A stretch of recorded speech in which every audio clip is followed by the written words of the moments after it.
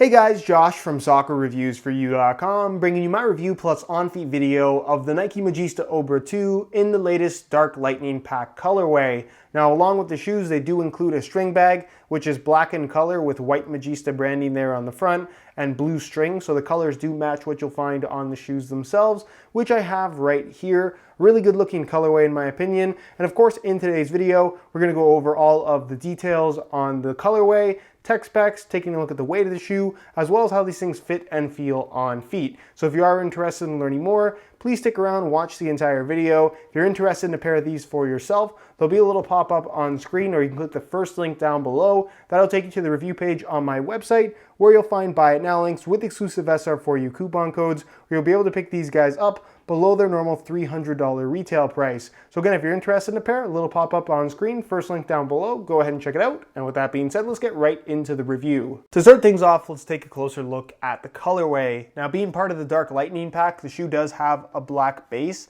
but given that you have Paramount Blue as the main accent color, when you have so much blue and a black base, it almost makes the shoe look like it's dark navy blue as opposed to actually black, especially when it's in motion.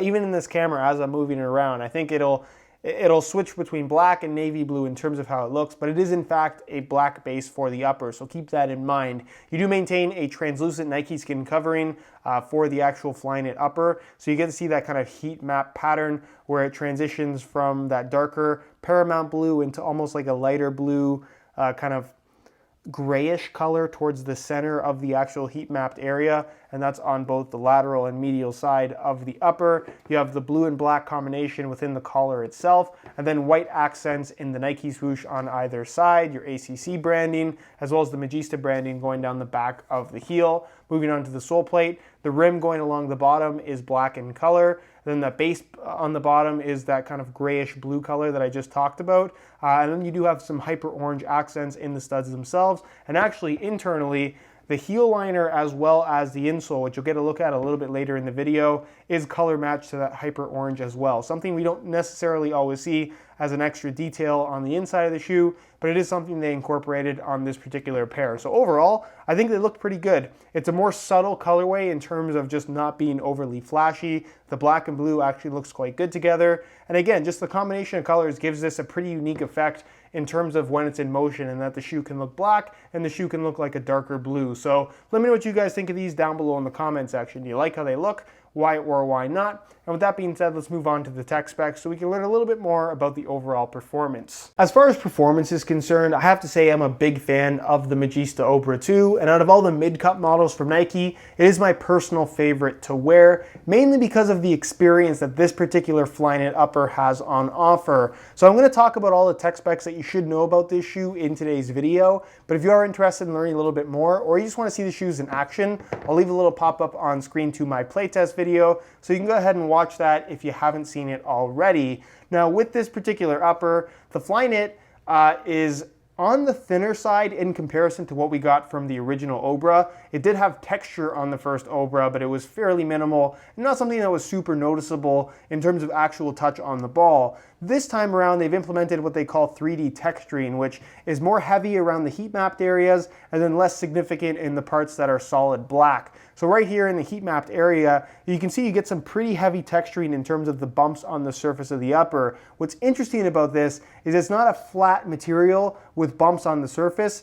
The entire upper is textured, so the parts that are raised on the outside are raised on the inside, and the parts that are lower on the outside are lower on the inside. The texture you feel right here, if you put your hand inside and run your fingers along it, it's the exact same texturing. So because of this, what you get when it comes to touch on the ball is an upper that is on the thinner side in terms of its actual thickness, but with this texturing, when you make contact with the ball, it flattens out and it creates this interesting dampened effect without adding extra bulk to the shoe. Normally to have any kind of dampening, you have to have a thicker, more padded material for the upper, which you don't have here in the case of this particular Flyknit upper. Instead, you get something that's thinner, more flexible, more lightweight, but with that dampened sensation and a feedback that, like I said, a thicker upper wouldn't necessarily provide. So it's really, really interesting. It's a very positive feedback sensation, and it's one of my personal favorite experiences from any new model of 2016 so far. So overall, Really, really good shoe in regards to touch. It's not as thin as what you're going to find from the Superfly with its Flyknit upper, but it also has a dampened sensation that, again, you can't really get from anything else out there without having a significant amount of extra bulk on the upper. So that's really what makes this particular shoe unique in regards to touch on the ball. Obviously, the main part of the upper does have the Nike Skin kind of finish to it, so it's not going to have any kind of issues in terms of wear on the Flyknit itself, and it doesn't allow for an overly slick finish to the upper either. Not that this is a particularly grippy sensation on the ball. You do get ACC all conditions control as your wet control element as well. Not necessarily a make or break feature on any of the top end models from Nike. And also, you do get the Flywire cable support system running from the base of the sole into the lacing system. So when you do pull the laces tight, that does really do its part in terms of holding your foot in place and locking it there, allowing for a much more responsive sensation than you perhaps might expect based on how this shoe feels on your foot. The Flyknit upper does really offer that sock-like sensation. The lacing system, as you can see, is pushed slightly to the medial side. It's almost central, but a little bit more to the medial side. This part here where the laces are is elasticated Flyknit, which flows into the collar as well.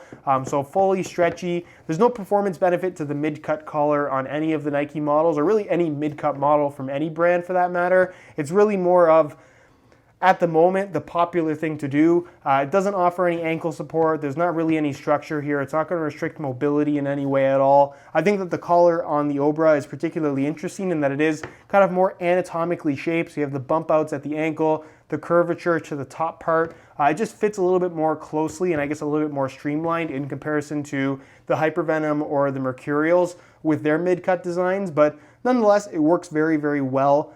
But it's something that, again, doesn't really have any performance benefit to it. So just keep that in mind. Internally, you do have an internal heel counter entirely made from plastic, decently solid as well.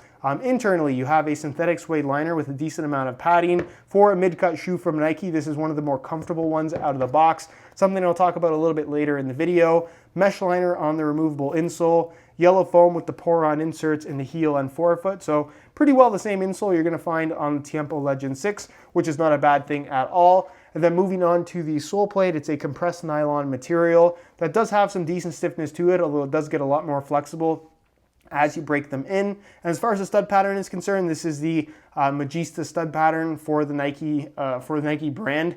And the stud pattern itself is a very similar layout to what you're going to find on the Tiempo line, but instead of fully conical studs, you're going to find these kind of half circle shaped studs that I guess provide a little bit more of an aggressive feel in comparison to the Tiempos, although the studs themselves aren't quite as narrow in profile, meaning that the surface is a little bit larger, and they also seem to be a little bit shorter than what you're going to get from the Tiempos. So a little bit closer to the ground, arguably a little bit more stable. Very similar in terms of overall feel, though. Nothing too crazy in regards to performance, nothing that I guess would feel unusual or abnormal or take any kind of significant amount of time to get used to. It's a stud pattern that works quite well on firm natural grass. It gets the job done. I personally don't have any issues with it, but I wouldn't say there's anything about it in particular that kind of stands out from the crowd. It gets the job done, and that's pretty much what you need to know. In terms of weight, the Magista Obra 2 is a relatively lightweight shoe, so for the sake of the video, I'm going to weigh them for you today in real time using this scale. Keep in mind this is a brand new pair in a size 9.5 US. I'm